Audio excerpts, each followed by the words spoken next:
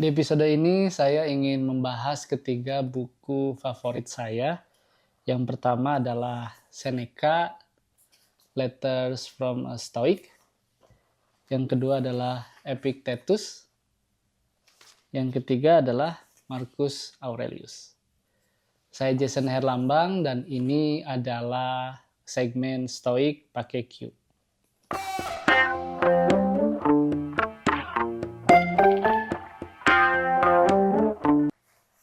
Jadi di segmen Stoic pakai Q ini adalah segmen saya membahas buku-buku bacaan yang saya baca gitu ya. Dan ketiga buku ini adalah ketiga buku yang tidak pernah saya berhenti membacanya atau bahkan saya tidak pernah selesai membacanya. Karena apa? Karena saya selalu membacanya bolak-balik gitu ya. Setelah saya nyampe di halaman kesekian, saya ulangi lagi dari halaman pertama. Karena apa?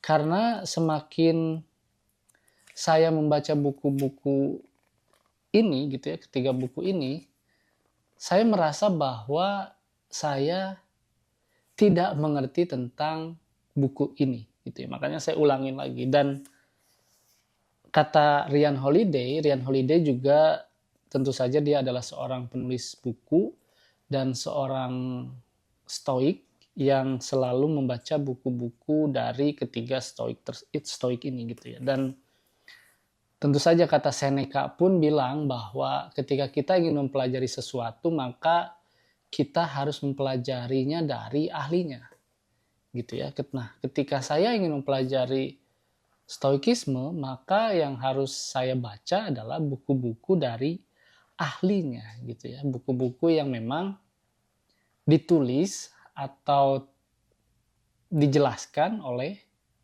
stoiknya langsung gitu ya. Nah, tentu saja yang kita tahu bahwa Marcus Aurelius, Seneca, dan juga Epictetus adalah stoik yang paling terkenal.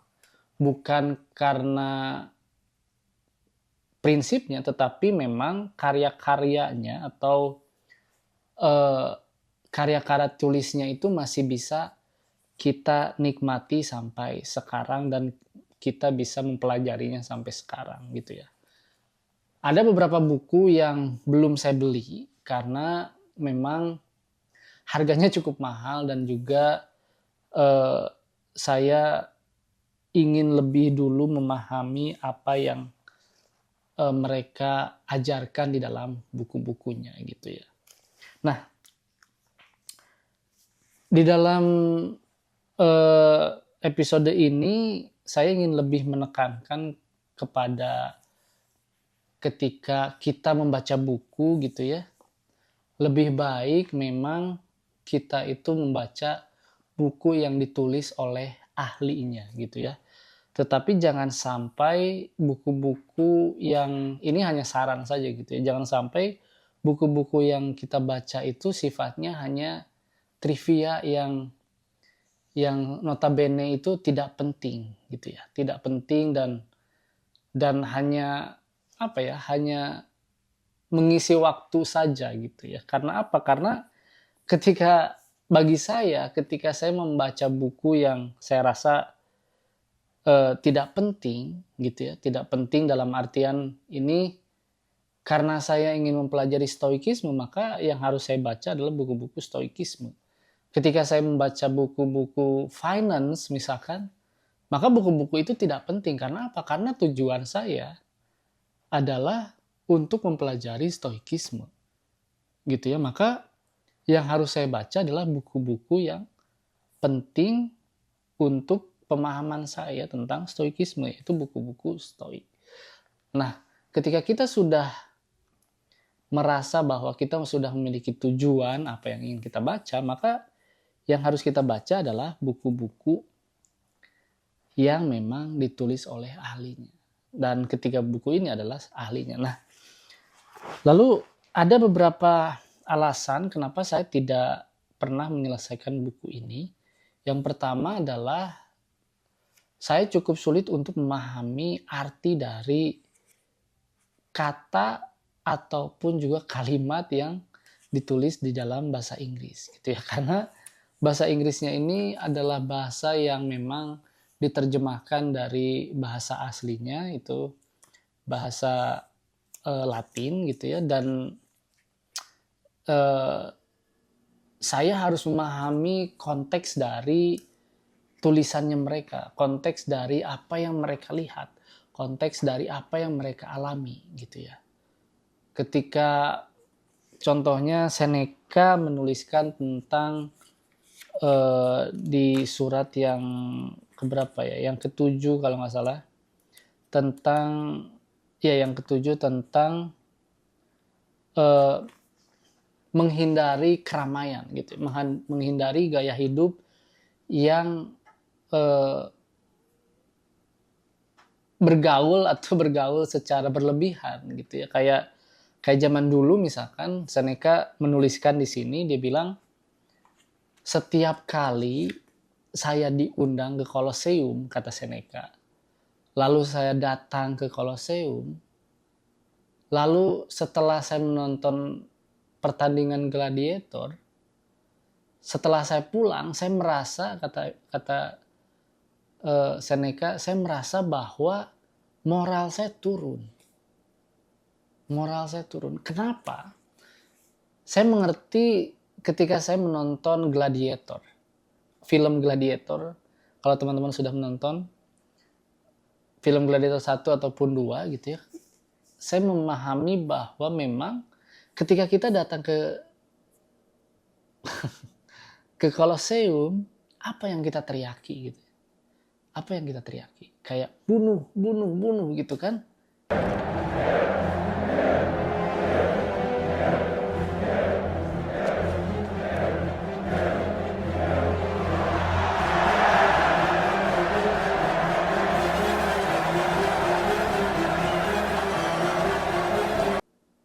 Itu kan tidak manusiawi gitu ya. Itu tidak manusiawi. Meskipun memang pada saat itu adalah normal. Tetapi kan Seneca sebagai seorang stoik, sebagai orang yang mempelajari kehidupan, yang mengerti apa itu virtue, apa itu nature, gladiator tersebut itu memiliki keluarga, memiliki anak, memiliki istri gitu ya. Dan dia tidak bisa gitu mengikuti atau melakukan apa yang orang-orang lain lakukan pada saat itu di Koloseum. Gitu ya. Dan ketika saya tidak menonton Gladiator lalu saya membaca buku ini ataupun tidak dibantu dengan buku-buku lain, saya tidak akan mengerti apa yang dimaksudkan Seneca ketika dia bilang kita harus, atau kata Seneca bilang kamu, karena suratnya itu ditulis ke temannya yang bernama Lucilius. Dia bilang kamu itu harus menghindari crowd, itu menghindari keramaian. Agar apa? Agar kamu bisa mempertahankan nilai moral kamu. Jangan sampai nilai moral kamu itu, kata Seneca, menurun karena gara-gara kamu datang ke Koloseum. Dalam artian apa? Dalam artian kita itu bisa memilih gaya hidup kita. Sesuai apa? Sesuai dengan standar moral, standar etika yang kita miliki. Gitu ya. Ketika kamu menonton Gladiator yang kedua, Pablo Pascal, dia itu adalah seorang jenderal kan ya. Lalu diundang sama Kaisar Roma, siapa namanya? Saya lupa juga. Terus dia bilang, it's my honor, tapi but I thank you, kata dia bilang. Saya tidak perlu kamu membuat pertandingan atau games untuk saya gitu, karena saya adalah seorang jenderal, saya adalah seorang tentara yang tidak perlu praise, dia bilang tidak perlu penghargaan, karena itu adalah tugas saya turun ke medan perang dan mengikuti perintah dari seorang kaisar gitu ya. Jadi itulah yang yang dimaksud oleh oleh oleh Seneca gitu. Dan saya pun membaca buku-buku yang lain, tetapi masih bersifat kontemporer. Karena apa? Karena saya ingin memahami bagaimana seorang eh, penulis buku yang menuliskan tentang psikologi gitu ya, seperti Adam Grant, Think Again, itu eh, menjelaskan tentang psikologi di dalam pikiran manusia. Nah, di minggu kemarin saya menjelaskan bukunya Adam Grant yang Think Again itu tentang yang namanya mental model gitu ya. Ketika kita berada di dalam sebuah konflik, di dalam sebuah masalah, manusia itu secara tidak langsung memiliki mental modelnya sendiri. Itu kata Philip Tetlock gitu ya. Jadi ada mental model yang secara tidak langsung itu mempengaruhi cara berpikir kita dan cara berbicara kita. Yaitu prosecutor mode gitu ya. Lalu prosecutor mode, lalu preacher mode, dan ada scientist mode. Nah, ketika saya membaca bukunya Epictetus, tapi bukan yang ini ya. Ini The Enchiridion, sama sih sebenarnya. Ada ini karena ini bundle, tapi ini buku pertama yang saya beli yang ditulis yang maksudnya dari Epictetus. Dia menyebutkan bahwa kita itu di dalam hidup tidak usah atau tidak boleh menyalahkan orang lain. Gitu ya, kata Epictetus, tidak boleh menyalahkan orang lain.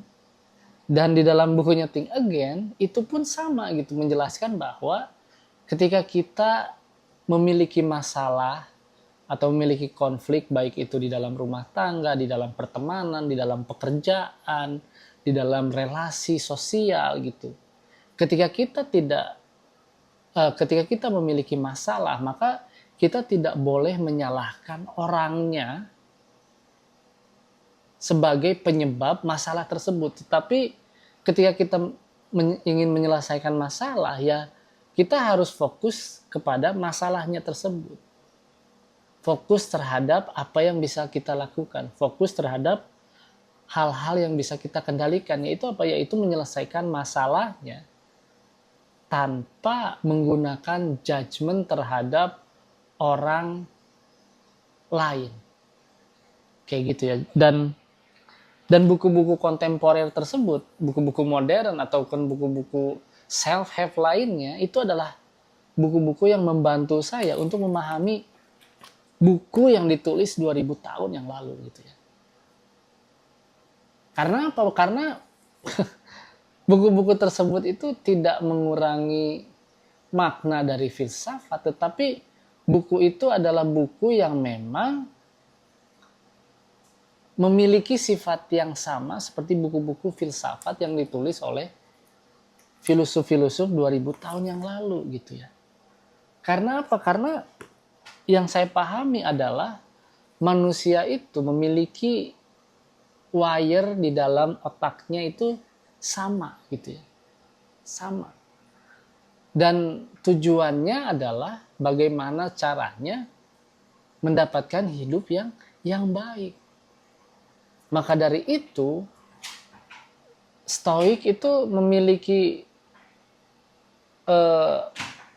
framework atau memiliki mindset bahwa hal-hal baik itu adalah virtue, adalah keutamaan di dalam hidup.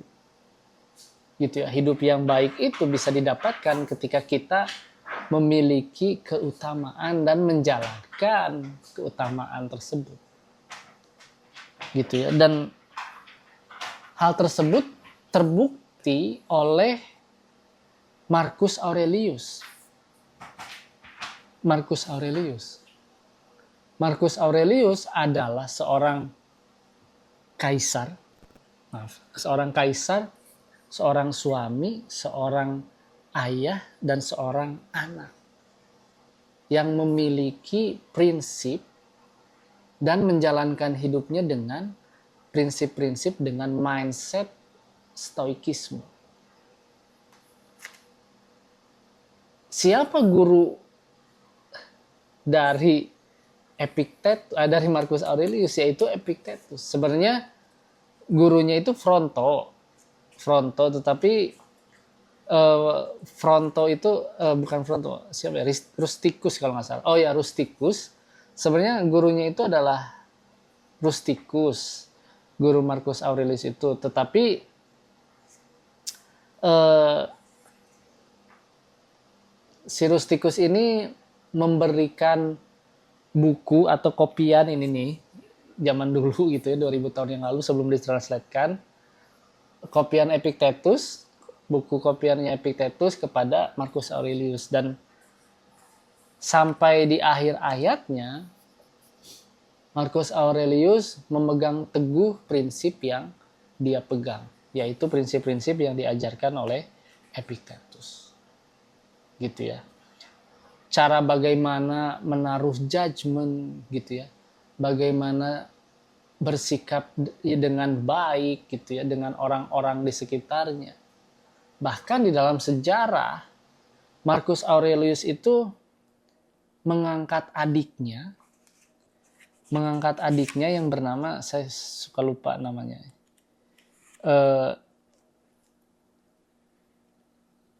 Siapa namanya ya? Lupa ntar. Di sini ada nih. Severus. Jadi mengangkat adiknya itu sebagai wakil kaisar. Itu adalah satu-satunya kaisar yang memiliki wakil kaisar, yaitu adiknya Severus. Dan lalu dia menuliskan bahwa dia bilang, saya tidak pernah paham gitu dengan orang-orang yang katanya mencintai dirinya sendiri lebih dari mencintai orang lain, tetapi mereka itu mendengar opini orang lain daripada opininya sendiri gitu ya. Dan mungkin itulah kenapa dia mengangkat adiknya sebagai wakil kaisar. Alasannya pasti hanya satu, karena dia mencintai adiknya. Dia tidak mau adiknya dikuasai dengan kecemburuan. Makanya dia mengangkat adiknya. Dan dia juga adalah seorang kaisar yang memang selalu mendengarkan senator-senatornya. Tidak pernah membangkang senator-senatornya. Selalu menghargai fungsi dari pemerintahannya dia. Meskipun memang pada saat itu seorang kaisar Romawi itu memiliki kekuasaan penuh dan utuh terhadap Roma. Gitu ya. Tetapi karena memang Roma itu sudah memiliki ideologinya dan tatanan negaranya, maka yang menurut Marcus Aurelius baik yaitu mengikuti tatanan negara yang sudah ada gitu. Dan itulah hal-hal yang baik yang dilakukan oleh Marcus Aurelius. Dan setahu saya dia itu tidak memiliki perang ya, tidak menginginkan untuk menambah kekuasaannya secara luas gitu ya, menambahkan kekuasaannya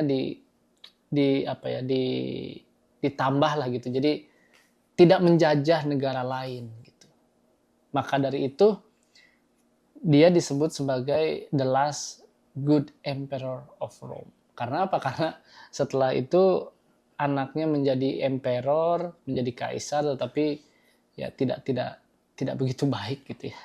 Dan inilah contoh bagaimana seharusnya kita itu memegang teguh prinsip hidup kita. Dan ketika kita sudah memilih peran misalkan sebagai kaisar, maka yang harus kita lakukan adalah bagaimana caranya untuk berperan sebagai kaisar yang baik. Gitu ya. Tetapi ada juga peran-peran yang memang secara alamiah kita dapatkan. seperti suami, anak, ayah, ibu. Itu adalah peran yang secara alamiah kita dapatkan dan kita bisa mempelajarinya dari orang-orang yang sukses menjadi peran yang alamiah tersebut. Dari apa? Dari buku. Gitu ya. Dan ada juga peran yang memang kita pilih di dalam masyarakat, yaitu apa? Karir kita. Karir kita yang kita pilih. Kadang ada salah paham ya, karena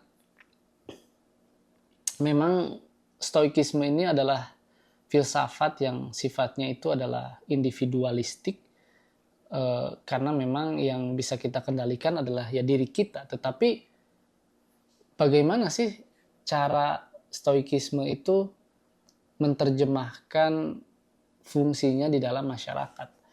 Yaitu dengan memilih karir. Karir itu kan secara tidak langsung adalah tatanan hidup di masyarakat ya.